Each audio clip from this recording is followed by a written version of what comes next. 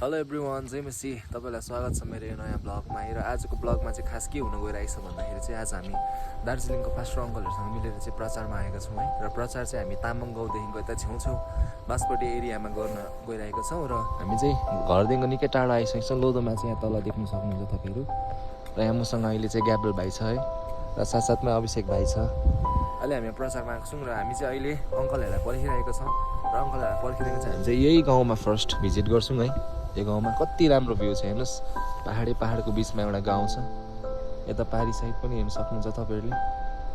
तपाईँहरू यता आउनुभयो भने चाहिँ एकदमै राम्रो गाउँहरू छ यहाँनिर।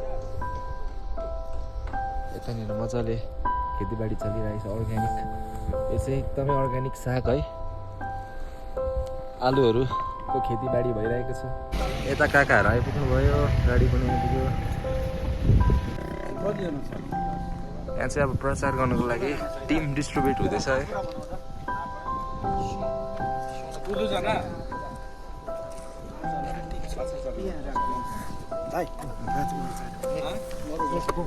कता कता पोस्ट छ बिस्तारै बिस्तारै है हैन हामी जतिजना भन्नु चारजना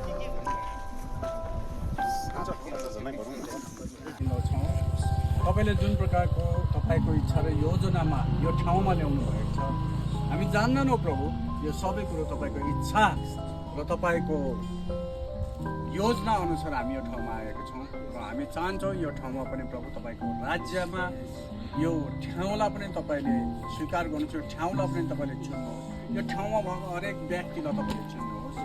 र प्रभु आज जसरी हामीले तपाईँलाई पाएको छौँ यो ठाउँकोले पनि तपाईँलाई पाउन परेको छ। प्रभु हामी यही प्रार्थना गर्छौँ आज जति पनि यो प्रचारमा हामी जतिजना पनि जुन ठाउँमा पनि जान्छौँ त्यो ठाउँलाई अघिबाट नै हामी तपाईँको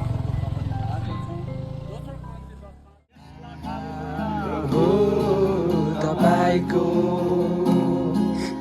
प्रेम अति गहिरो महाप्रभु, तपाईँको प्रेम अति गहिरो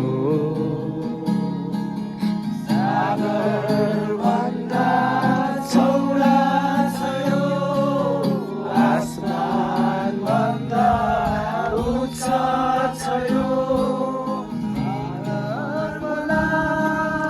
छुएर जीवन दिनुभयो। इच्छा आशा उद्देश्य प्रभु तपाईँ हो मेरो। इच्छा आशा उद्देश्य प्रभु तपाईँ नै हो मेरो। सम्पूर्ण जीवन मेरो प्रभु तपाईँ हो। राज गर्नु हो सदा तपाईँकै पूर्ण हो शिक्षा। बच्चनलाई ल्याउने चाहिँ हामी पोस्टम्यान चाहिँ हामी हो नि त। हामी चाहिँ आज सुसमाचारमा परमेश्वरको राज्यको दियोहरू छर्दै हिँडेको। बाँच्नुपर्छ हरेक व्यक्ति परमेश्वरको राज्यमा। भाइ को हुनुहुन्छ? एउटा भिडियो पनि क्लिक गर्नु।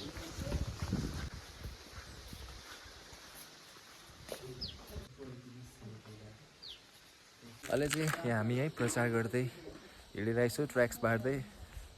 र विशेष गरेर चाहिँ हामीले अहिले 8वटा टिममा बाटेको छौँ है, र 4-4जना गरेर।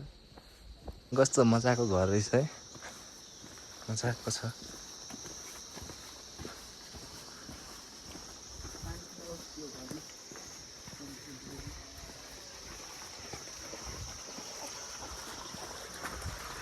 बुई झन्डै भेटेँ नि यता उकोमा।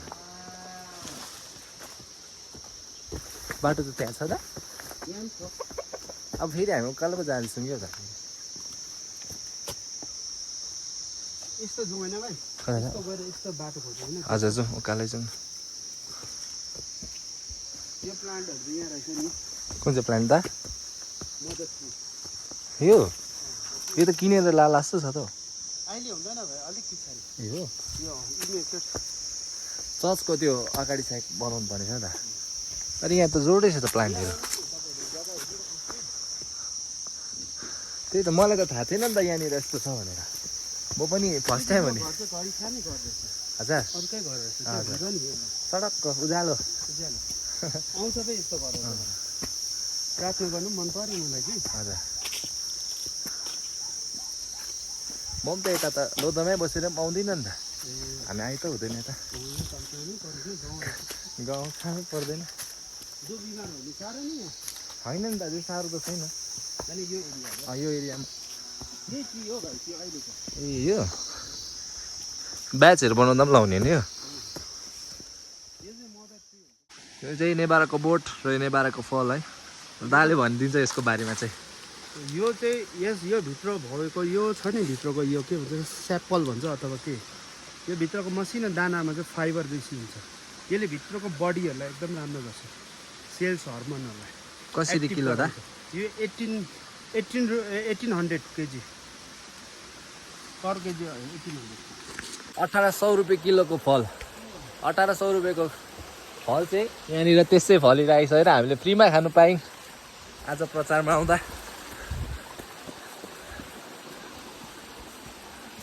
सुसमाचारको मिलापको जुत्ता लगाए सुसमाचारको मिलापको जुत्ता लगाए निस्कौँ है डाँडा काँडा यीशुलाई चिनाउँदै चाहिँ मेरो चाहिँ विशेष गरेर धेरै प्रचारहरू गर्न गएको छुइनँ त्यही भएर अहिले चाहिँ मेरो सिक्ने मौका हो है सिक्दैछु बुझ्दैछु कस्तो प्रकारको हुन्छ भनेर र प्रचार चाहिँ हामी कस्तो ठाउँमा गर्नुपर्छ भन्दाखेरि चाहिँ जुन ठाउँमा वचनहरू पुगेको छैन जुन ठाउँमा परमेश्वरको कुराहरू पुगेको छैन हामी त्यो ठाउँमा चाहिँ परमेश्वरको जीवित वचनहरू लिएर जान्छौँ सबैलाई जय मसी है आज हामी यो बाँसबोटे यो लिङ्सेबुङ एरियामा प्रभुको सुसमाचारको निम्ति आएका छौँ हामी दार्जिलिङ फुल गोस्पेल चर्चबाट अनि यो सुसमाचार किन हामी आएको यति टाढोबाट भन्ने यसको उद्देश्य चाहिँ के छ भने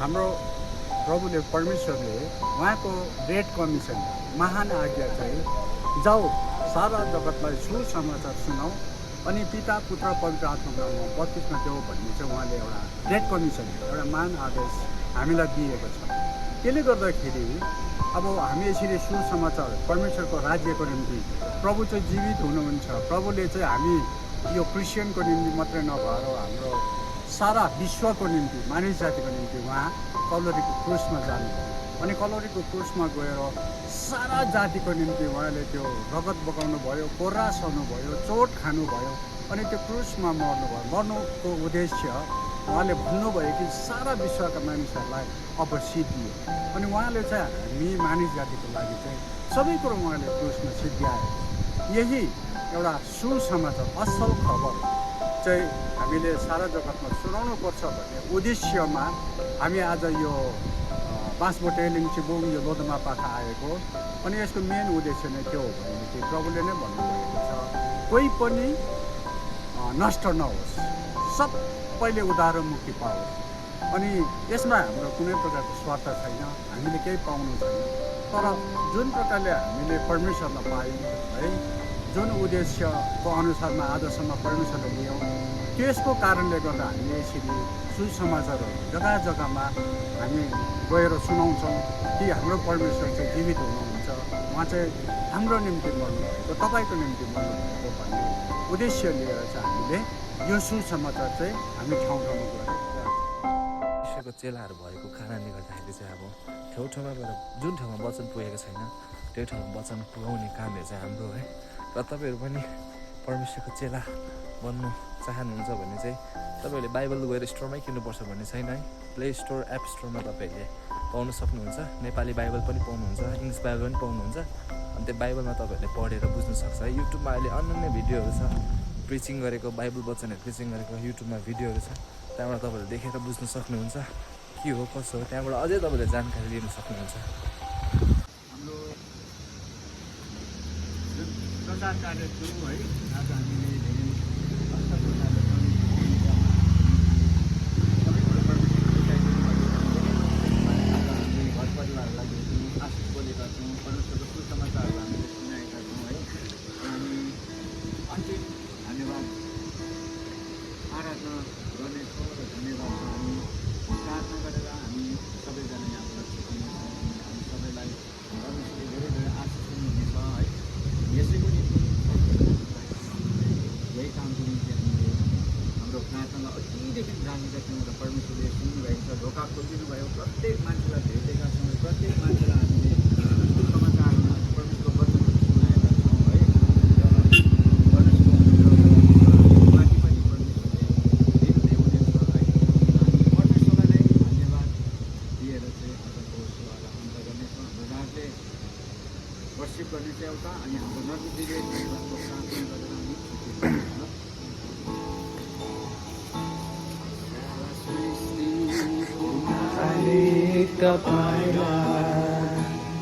सारा सृष्टिको रक्षा तपाईँलाई हाम्रो हृदय समेटले आदर प्रणाम सधैँ होस् तपाईँकै गुणगान।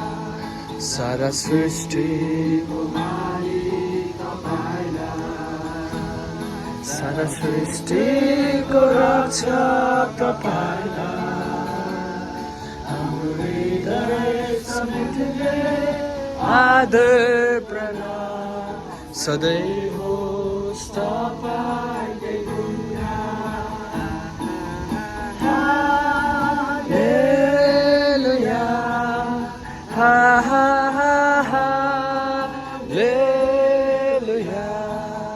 हा हा हालेलुया, हा हा हालेलुया, हा हा हालेलुया, हा हा हालेलुया,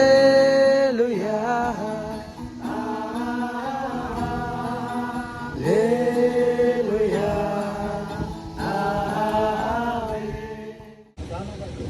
किताब पढ्ने कुरा आज तपाईँले हामीलाई तर उहाँहरूले यो वचन पढ्न चाहेका पढेर चाहिँ उनीहरूको ज्ञानको रिसिभ गर्न सकिन्छ। म प्रार्थना गर्नेछौँ किताब पढ्ने कुरा आफ्नो दासले जति नै वचन ग्रन्थको सुनाएको छ त्यो प्रत्येक प्रभु आज सजिलो भाषामा पढेको प्रार्थना हामीले दिनहरूमा प्रभु सबै चाहिँ प्रभु असल भएर उब्जिन सकेका छौँ प्रार्थना गर्नेछौँ। कुनै पनि चरा मुसक लिएर हरेक किसिमले आज नखाए बस प्रभु त्यो एकदम असल भएर सकेका छौँ प्रार्थना गर्नेछौँ। हामी परमेश्वर तपाईँलाई धन्यवाद दिन्छौँ। दार्जिलिङबाट आएर यहाँनिर आफ्नो दासहरूलाई मेट गर्नुभएको छ। तपाईँले सबै आफ्नो दासहरूलाई तपाईँले आशिष दिनै दिइसक्नुभएको छ। पिता हामी तपाईँलाई धन्यवाद दिन्छौँ। अब हामीले यहाँसम्म तपाईँको अन्त तपाईँको हातमा राख्नेछौँ। अब यहाँ फर्केर फेरि तपाईँसँग जानेछौँ।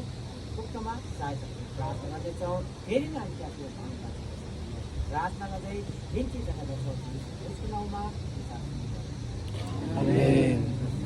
सबैलाई चाहिँ पछि अब चाहिँ हामी यहाँ प्रचारबाट आइसकेको छौँ है। र यहाँ चाहिँ एकदमै खाना पाक्दो रहेछ प्रचार गरेर आउनेहरूको लागि है। मान्छे ए भान्स के भन्छ नेपालीमा? सेफ आजको सेफ नेपालीमा भन न। भान्सा तिमीहरू थाहा गरम भयो अङ्कल?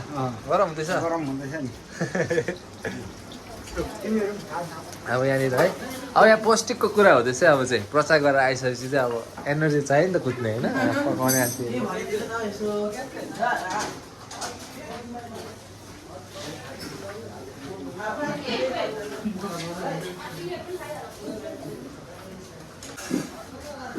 त्यो मना मात्रै देखाउँछ। के हुन्छ अङ्कल हुन्छ हजुर ए हुन्छ हुन्छ अङ्कल खान्छु नि। अब सबैजनासँग एकछिनमा केटाहरूलाई पर्खिन्छु। अब खानुपर्छ अलि खाना खानुको लागि तयारी है। यहाँ सब्जी लिनुको लागि आएको छु खाने चाहिँ क्या र आज चाहिँ है हामी सेवाबाट फर्किसकेको छौँ र हाम्रो रास्ता अलिक कम्ती छ डाइट चाहिँ हिँडेर आएको युथ लिडर है युथ लिडर खाने में क्या है यहाँ पे पर्क आएको छ यो चाहिँ मेरो पर्क यता चाहिँ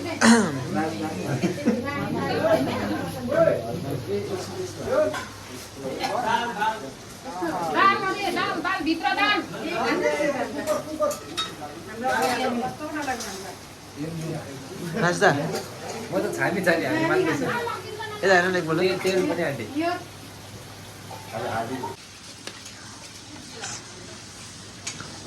कसरी रहेछ त खानाहरू चाहिँ राम्रै छ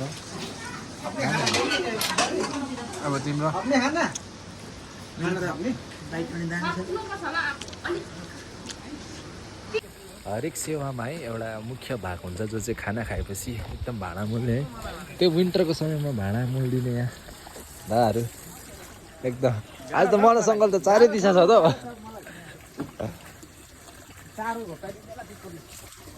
गाह्रो छ मलाई भाइ यस्तो छ जिन्दगी हल्का रमाइलो आजको प्रचारको एक्सपिरियन्स चाहिँ हाम्रो एकदमै दामी भयो है एकदम असल भयो अनि अभिषेकको कस्तो एक्सपिरियन्स रह्यो आज मेरो धेरै राम्रो एक्सपिरियन्स भयो आज निकै दिन बाद यसरी फेरि पनि हामी सबै एकजुट भइकन यसरी प्रचार गर्न सक्यौँ खुसी लाग्यो तिम्रो भाइ मलाई पनि धेरै रमाइलो लाग्यो खुसी लाग्यो यसरी परमेश्वरको वचनहरू छर्दा होइन र अब त्यो जग्गामा चाहिँ निकै अब क्रिस्चियनहरू पनि रहेछन् हामीले सुन्दाखेरि र फेरि पनि त्यो वचनहरू चाहिँ असल साथ त्यहाँ हुर्किन सकेको छु भन्दछु है त्यति हो हुन्छ बा ए आजको सुसमाचार एकदमै राम्रो भयो तामाङ गाउँदेखि घुमेर हामी बाँसबोटे लिसेबुङसम्म हामी आइपुग्यौँ अनि परमेश्वरलाई धेरै धेरै धन्यवाद होस् किनकि आज सबै परमेश्वरको छोराछोरी हो अनि जसले पनि परमेश्वरको वचनलाई सुन्न पाइन्छ अनि उहाँले कसैले भन्छ डराउँछ हो हामीले हुनुपर्नु हुँदैन भनेर त्यो कर्तव्य पनि होइन परमेश्वरको वचन पढ्दाखेरि कहिले पनि डराउनु कामै छैन किनकि जसले चाहिँ अब यो वचन सुन्छ उसले चाहिँ जीवन पाउँछ ताकि उनीहरूको आउने दिनहरूमा चाहिँ त्यो पुरानो जीवनलाई खारिज गरेर नयाँ जीवन उनीहरूले परिवर्तन गर्ने एकदमै त्यो समय छ आज जसले वचन बुझ्छ त्यो दिन त्यो जीवन उनीहरूले देख्नेछ जसले त्यो कुरा बुझ्दैन अनि पढ्दैन उसले त्यो जीवन देख्नै पाउँदैन अनि यो भन्दै आजको हामीहरूको जति दार्जिलिङबाट हामी लोधोमा भएका हाम्रो भाइहरूसँग मिलेर धेरैभन्दा धेरै मान्छेहरूले आज सुसमाचार सुनेको छ अनि उहाँहरूलाई एक समयमा परमेश्वरले उहाँहरूलाई आशिष पनि दिनुहुनेछ अनि कुनै न कुनै दिन परमेश्वरले उहाँहरूमा कुनै काम गर्नु पनि हुनेछ असल काम गर्नुहुनेछ है बाँसबोटे जस्तो मेरो एउटा चर्च हुनैपर्छ किनकि परमेश्वरको राज्य त्यहाँ बढेर जानुपर्छ किनकि जबसम्म हामी परमेश्वरको राज्य बढ्दैन मानिसहरूले उद्धार र मुक्ति भनेको के हो उनीहरूले थाहै नै हुँदैन जब जसले परमेश्वरको वचनले बुझ्छ तब उहाँहरूले उद्धार अनि मुक्ति भन्ने कुरा चाहिँ त्यहाँ बुझ्छ उद्धार र मुक्ति बिना मान्छेको जीवनै छैन अनि माथि पछिपट्टि चाहिँ यस संसारमा एक दिन हामी मर्नै पर्छ अनि मरेपछि हामी कहाँ जाने त्यहाँ दुईवटा बाटो लेखिएको छ त्यो दुई बाटोमा कुन बाटो छ जब अहिले समय छँदै हामीले त्यो कुराले बुझ्यौँ भनेदेखि चाहिँ हामी असल बाटोमा जान सक्छ नत्रदेखि चाहिँ हामी गलत बाटो हिँडिरहेको छौँ आज त्यसले गर्दाखेरि हामी परमेश्वरले धन्यवाद होस् आज परमेश्वरले हामीलाई प्रत्येकले आशिष दिनुभएको छ धन्यवाद हाम्रो आज 24 तारिक हामी दार्जिलिङ मिलिकन हामी प्रचार गर्ने हाम्रो ठुलो योजना थियो अन्त साथै आज हामी 15जना 16जनाको ग्रुप भएर आज हामी प्रचारमा हामी गयौँ बाँसबोटे लगायत उपर लिङ्सेबुङ त्यो भेग हामी सबै मिलेर सुसमाचार प्रचार गरेर हामी आएको छौँ र आउँदो दिनहरूमा पनि हामी फेरि त्यहाँ प्रचार गर्ने हामी जानेछौँ त्यहाँ मानिसहरूले प्रभुलाई विश्वास गर्नुहुन्छ भन्ने हाम्रो ठुलो भरोसा आशा छ हुन्छ धन्यवाद हाम्रो राजदाको च्यानलहरू हेर्नुहुन्छ लाइक कमेन्ट सब्सक्राइब पनि गरिदिनु होला अनि धेरै माया देखाउनुहोस् हाम्रो दालाई र यस्तै नयाँ कन्टेन्टहरू चाहिँ हाम्रो दाले लिइरहनुहुन्छ र be stay tune thank you